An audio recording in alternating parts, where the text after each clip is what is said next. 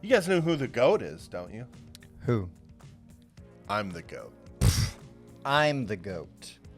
I'm the goat. Hey, stop eating stuff, Bob. Bad.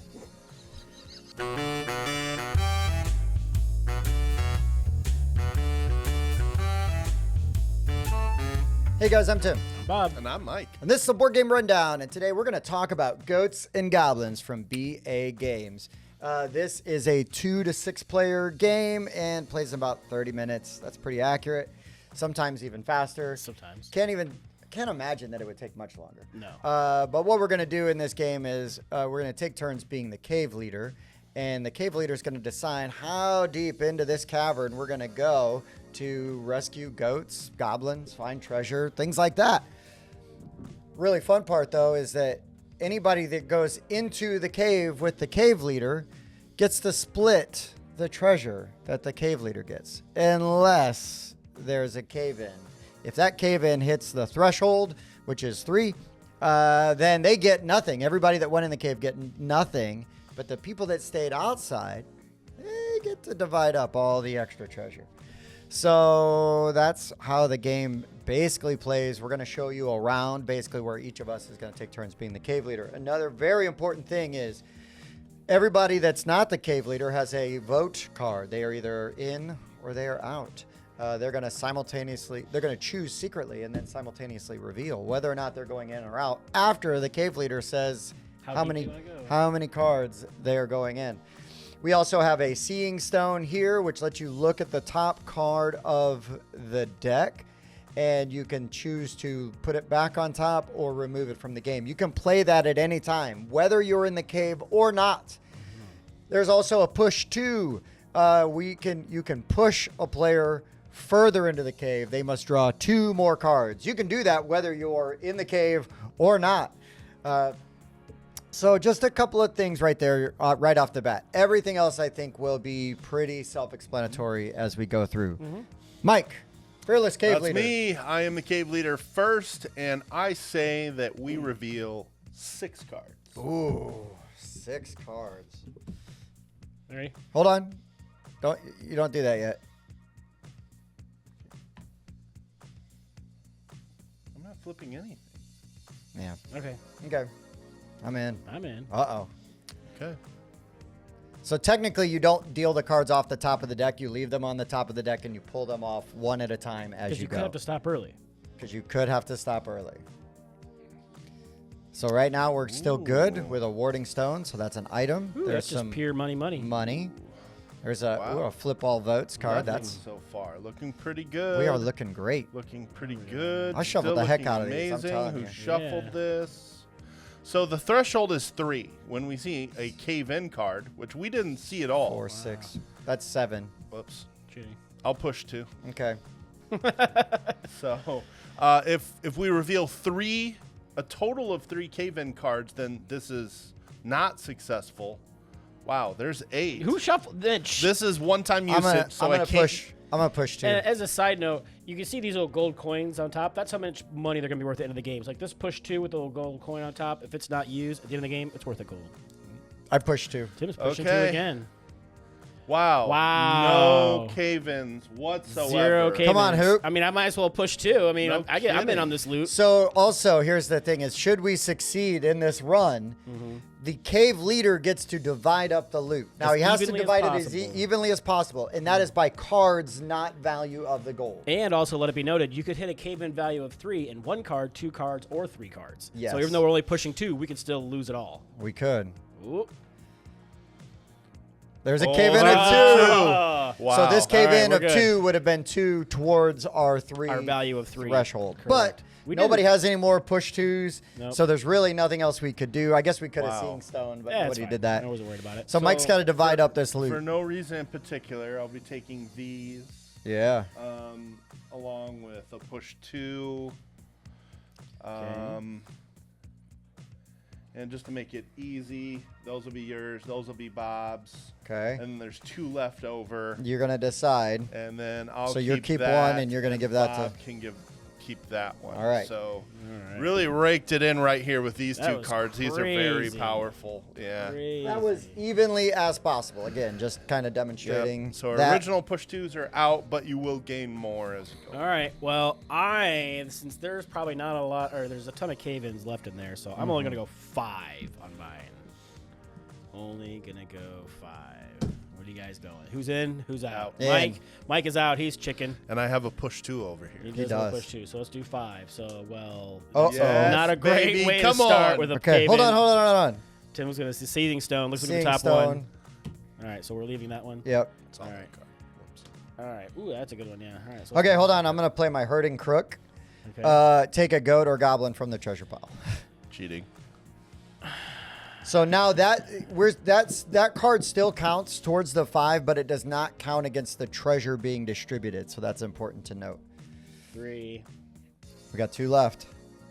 4. Let's go, buddy. Let's go. I'm gonna use my Seeing Stone. Yeah. You got 2 of them.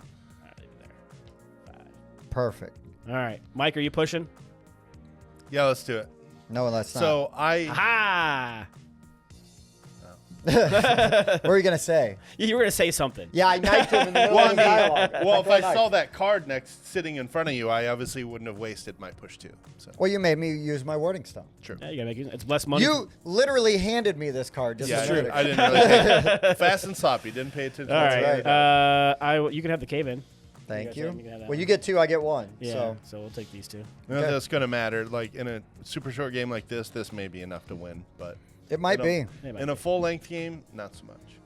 All right, I am gonna go 6 cards because I am now the cave leader. Because I have the card that says cave leader. Let's see him. Out. 6 cards just for me, all by my lonesome. We'll see. Oh boy, there's a cave in a 2. There it is. I busted. So before I even get to this, it is random. Now, one of the rules that they had workshopped while I was at the booth at Origins demoing was that they did a draft starting with the player to the left, and then you drafted The cards you want. the cards Instead out of of- there, Okay. so that everything got evenly distributed. Which one do you want, Mike? Mike, which one do you want? So- Well, that one. So my scoring is pretty straightforward because I only have gold cards here. But why don't you guys explain the goat and goblin cards which you have? Yes, so I've got a goblin card who says he's worth 3 gold if I have an even number of goblins. I have an odd number of goblins, so he's only worth 2. So 2, 4, 5, 6, 7, 8 for my total. So I have a goat. I have 2 goats, which is bad. Because goats are worth 3 gold if I have an odd number of You goats. had to steal a goat. I did. I got all excited. I thought I was going to get another one. So I've got 4, 5 gold And I have 12. because Mike took Really all got of lucky in that first round. Yeah. So obviously we would keep going because you're going to go until you Through the get through whole this deck. entire deck. But that is a very brief sort of explanation on How the on gameplay flows. How to play. So this will be coming to Kickstarter soon. Hopefully you give it a look. But Bob, give us some of your thoughts on Goats and Goblins. Yeah, I just think it's a fun, quick, push your luck kind of game, and the fact that there's so many shenanigans with the crook stealing stuff out of there before they get a chance to, the flipping all the votes, because you can be pushing people, and then all of a sudden, like, there's a ton of money, and you're like, actually, let's flip these votes to I'm in now, and you Yeah. guys that were in that did all that risking, you guys are out now. The cave leader always has to stay in; their vote doesn't get to get changed, but still, there's just a lot of kind of take that moments, but none of it really feels bad, you know. No, because you get so many turns and rounds. And Yeah, yeah, options. exactly. So yeah, it's fun. What do you got, Mike? I love push your luck, so I think this game's a blast. And I think one thing this game does very well is that there's no downtime. Even if it's just one person as the cave leader, everybody is involved on every single turn. Mm-hmm. You have ways to influence the number of cards that are drawn from the deck. Mm-hmm. So you hang on to those push 2 cards and you use those strategically. Yeah. And you force a bust when you were out, like you drastically swing how those gold cards are distributed. So I really like the influence you can have on the deck, even when it's not your turn, and that means there's 0 downtime. It plays super fast. It's really light and easy to teach to literally anybody, friends, family, casual gamers, all I think would enjoy this game. And of course, the art is really cute. I like how the goats and the goblins turned out, and even the actual back of the cards look like a hole in the ground that you're Splunking digging into. into. Yeah. Yeah, so I really appreciate this game. Yeah, everything these guys said. It's really good. It's a awesome small box little game that you just get in. You can play. You play with anybody. When I was demoing this for people at Origins, I had kids and I had adults, and everybody was into it and just having fun. No downtime. Really simple push your luck without a ton of feels bad. Because you're going to have good rounds, you're going to have bad rounds. You're going to have a round where you watch everybody get all the treasure, and you're going to have a round where you're like, this is going to go badly. So, yeah, and there's just a lot of replayability in this, too. Because you're going to, before each game, you're going to remove, like, X amount of cards from the deck. So you don't know what's in there. So you don't have a perfect knowledge of everything that's in there. But, yeah, really fun, straightforward, another solid outing from BA Games. So, obviously, we all had a good time with this. If this game looked interesting to you, you should really check out the Kickstarter, check out BA Games, follow them on all their social medias and all that stuff. This was not a paid preview or anything like that.